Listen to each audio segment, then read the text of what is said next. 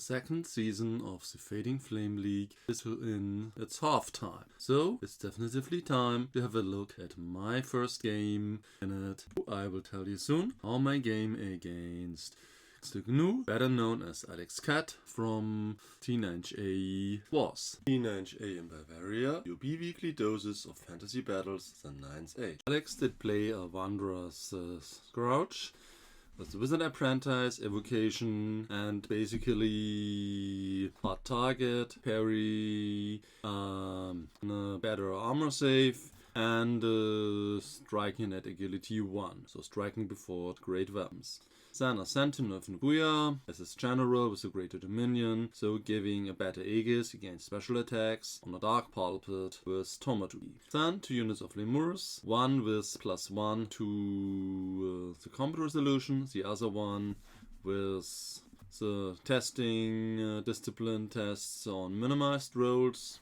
Then 10 Sukubi, which make opposing units strike with low agility. 10 Myrmidons, rerolling to wound rolls against large and gigantic models. Then 3 Brazen Beasts with Whipcrack Tail. Then a Thrashing Engine with Legion Thrasher. And Hellhounds and Sirens, both with Hot Blood, so getting additional agility on their charge. On top, 3 Whale Serpents with a champion, so the Wizard Conclave, and 5 Furies. I did basically play 2 Seekers, Monster Seekers, equipped for agility again to be able to wreck armor and to be able to use them against elves, Rune of Quickening. Well, Tane as General, giving Hatred and wielding Thor's Hammer, having a 1+ armor save, 5+ Aegis, 6+ Aegis if not the opponent charged, and scouting or ambushing. That comes an Engineer with Rune of Denial, 3 units of Marksman with handguns, 2 units of Clan Warriors with throwing weapons, shields, 1 Vanguarding, 1 not. Yeah. And then 2 units of Seeker, 1 big, 1 skirmishing, 1 unit of Miners with throwing weapons, 2 Bombers, 2 Cannons with the Rune crafted, and 1 Flame Cannon. Yeah.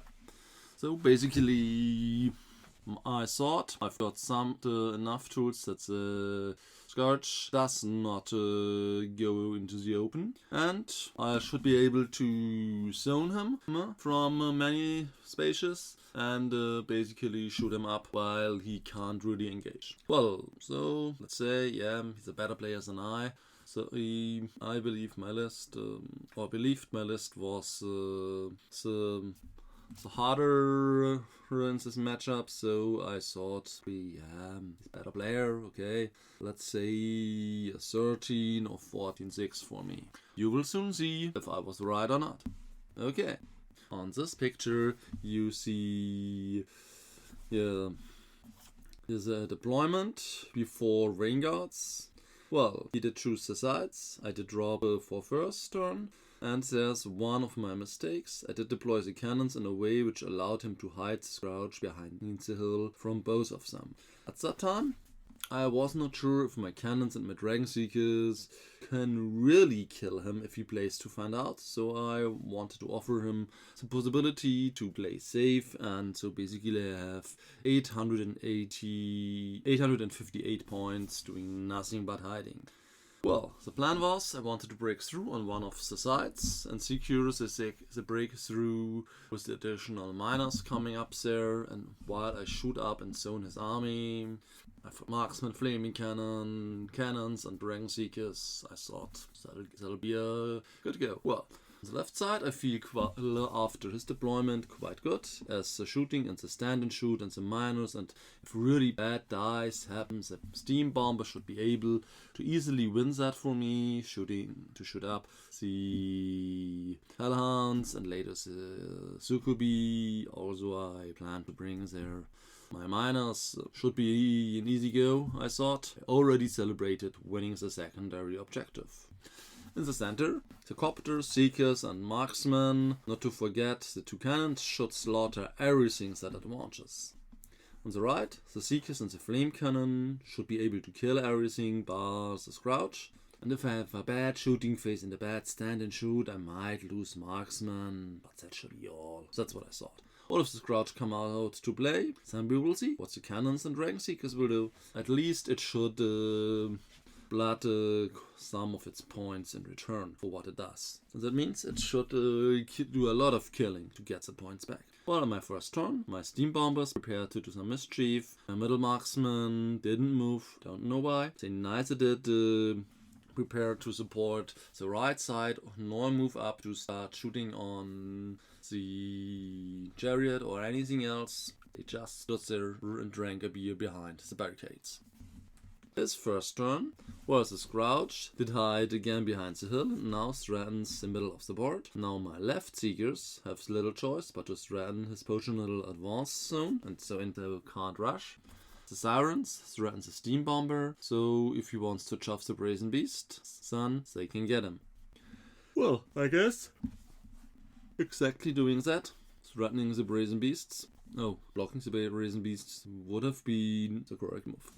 Well, my second turn, the minus outcome. On the left, the Steam Bomber, Marksman and a flank shot from the cannon bring only through 2 wounds on the Hellhounds. In the middle, the Marksmen drink a beer and don't move in range. Again, I don't know why. Even turning around and shooting on 6+ on the Brazen Beasts would have been better than to do nothing at all. Well, on the right, my Steam Bomber drops 12 bombs on the Scrouch, jams his bomb drop and does 2 wounds on it. And now I'm completely sure that the Scrouch will hide behind the hill for the rest of the game. Because now, Dragon Seeker, Cannons easily bring him down. Only 5 wounds more to go. That should be easy. Well, Marksman, Flaming Cannon and Steam Bomber through shooting do 2 wounds on the Brazen Beasts. I don't position my Dragon Seeker in a way which would allow him to support some Marksman if they held against Brazen Beasts, which with this shooting is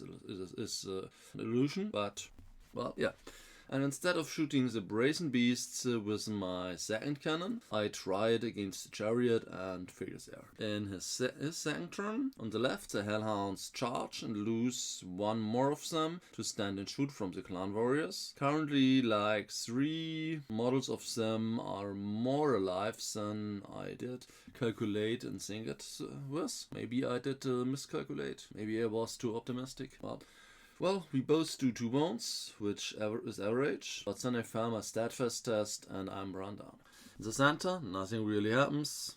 Marksmen and Seekers stare. Yeah.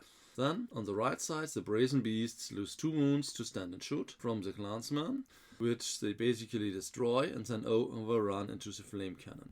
The Sirens threatens the Flaming Cannon, and the normal cannon, the Scrouch, threatens the area behind the Brazen Beasts, in case I would get my miners out or trying to prevent me going at the Brazen Beast with my Seeker unit. Who knows? Well, on the third turn, my third turn, miners don't come again. And then left I start the shooting grounding down the Sukubi with Marksman and Bomber.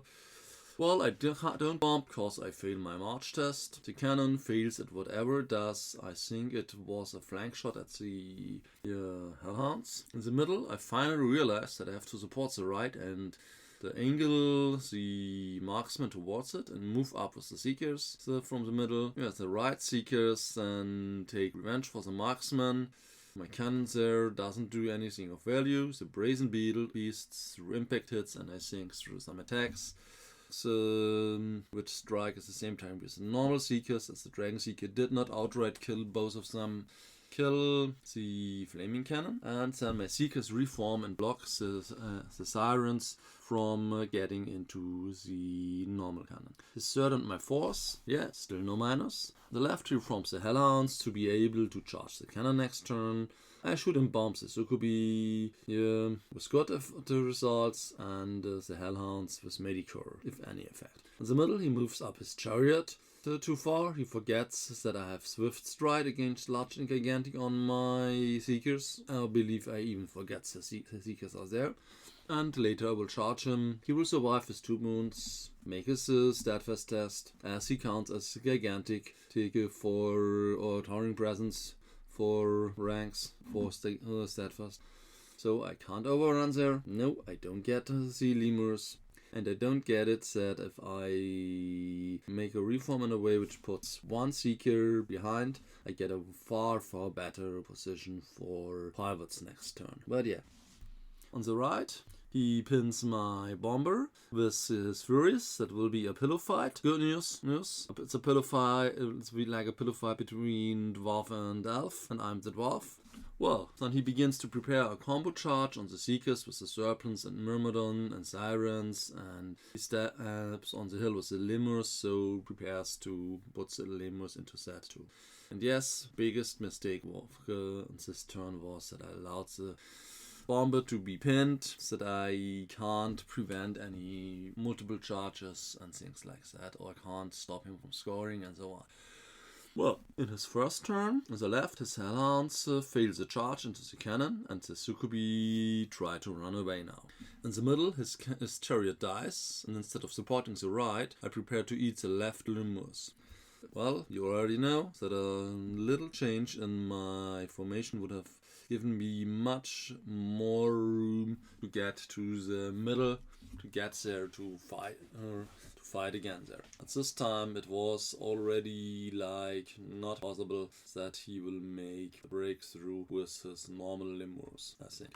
Well, on the right he does a combo charge on my Seekers, and yes, I did not even move them back a bit to make it longer. Despite that, he fails with Myrmidons and Lemurs, and he forgets to use Serpents. So it's only Sirens and Scourge will get in. And yes, on the side where the Scourge with only 5 health points, stance goes in my Dragon Seeker stance. Long thing short, this dice and the mistake of not getting in the Serpents, which would have debuffed me, should make it easy for me to slaughter Sirens and the Scourge there. No, does not happen. Well, he gets reverse weapon on the champion of the Sirens. That kills quite a lot of my Seekers, but Death Strike and normal attacks is without any problem survived by the Sirens. And my Dragon Seeker with Monster Seeker, so double wounds again, and large hits, so gets through 4 hits and woundings on the Scourge, and he saves them all. Then kills the Dragon Seeker. Death Strike hits, wounds is saved. Stomps, Death Strikes, nothing really happens on it. They basically are immune to my close combat attacks, Sirens and Scourge. Well, the Serpents now prepare to save the Gargoyles, which are still playing a pillar fight with the Bomber. But yes, you see, they got feared. So yeah, I'm the dwarf, he's the elf in the pillar fight. Well, his magics then finally kills one of my cannons. And in my 5th turn, the Miners and the Torhammer finally appear. So I block, shoot, and kill the Hellhounds. The Marksman and Bomber and the Cannon shoot and bomb the Succubi to death. And in the middle, the Seekers charge the Lemurs and takes then longer than a turn to kill them. Again, I don't reform in a way which would give me a far better pivot next turn and would allow me to stay in the middle. And the Scourge, I don't do it. On the right, I'm stuck and the Seekers will soon die. That's at least what I thought. Well, one brave soul of them survives. Now you see his 5th turn. On the left, the Succubi still try to hide. There's still one left alive. I have to kill one more. In the middle, the Lemurs die and I pivot. Not enough to get in. Can't reform as next turn is my 6th. So yeah, basically this Seeker and Dragon Seekers are out. On the right, my last Seeker dies. The Scourge did not get any wound in this combat despite every possible Death Strike going on him and starting the combat in contact with a Dragon Seeker, Monster Seeker. But well, it is as it is. In my 6th turn, the Siren is finally killed and dies. He did kill my other Bomber through his Serpents. And in the middle, my Marksmen don't make it, can't even try to make it, to neither Lemurs or Scourge. And I start to shoot with everything I have possible at the Scourge. 2 Marksman unit, a cannon. The end of it is that I get, I think, 3 more wounds on it. 2 or 3 more wounds on it, and yeah. So it's so I guess next turn charging would be risky. And yes, you see that his Myrmidons are ready to score next turn and I can't prevent it. And now, his 6th turn. On the left, all from him is dead. In the middle, the Scrouch charges my clan warriors. I do stand and shoot for 1 wound, and then the Scrouch kills him. On the right side, the Minions score 4 bricks a row. All in all, here you see how it looks at the end of the game. And with a brutal slaughter giving me 1,669 and him 2,421 points. So an 8-12, which as you once see new is a 5-15. Major mistakes on my part? Well, 2 times not reforming the middle seekers in a way which would have allowed me to come back into the center and have a go at the Scrouch. Putting the Tane into the ambushing minus instead of ambushing him separately, that would have allowed me 2 moddable threats with the shooting weapons and the charging and the armor save. And so the likelihood would be much higher that at least one of those would come. Then big problem was allowing him to pin my bomber with the gargoyles. Would have, I think, even been better if I had taken the charge via the sirens and had redirected the brazen beasts and bombed them. Could have saved my flaming cannon and my marksman and given me more threat there. Then also not going back with the big seeker unit earlier to make the sandwich on them more difficult was a mistake. One the dice did not directly punish me for, but later in the combat they punished me. And then not being more aggressive earlier with the skirmishing seekers, that I think was another thing I did wrong. Yeah. That's it. As you know, every year I change the army. So if you want to help me decide which one is it, please click on the link in the show notes and take part in the poll. Till next time. Thank you for leaving a comment below, which allows us to better cater to your wants and needs.